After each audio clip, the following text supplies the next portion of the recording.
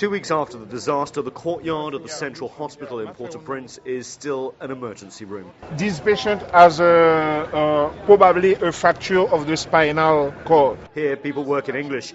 Officially, the hospital director is still in charge, but security is the responsibility of the US Army. And doctors and nurses are flying in from all over the world. The Americans here, if it changes something, that changes everything. But even Americans have to improvise ambulances in old pickup trucks. And still bearing most of the burden are the volunteers, even the most unexpected.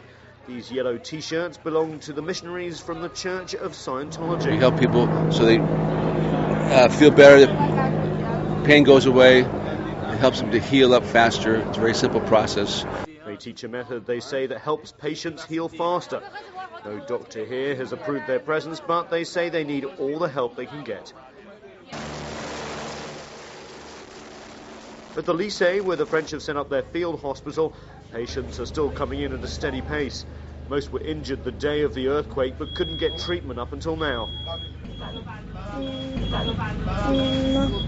Dr. Laurent Bernard, a surgeon in Mulhouse, is volunteering here, and he sees a lot of patients still coming through the door. This patient lost his thumb and tendon. It almost took 2 weeks to operate on him. Dr. Bernard treats a dozen of these people every day. All too often, he says, it's an amputation.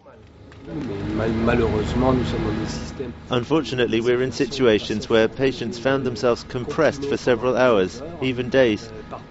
That's a long time, and it induces irreversible injuries. But increasingly, doctors here are seeing more illnesses.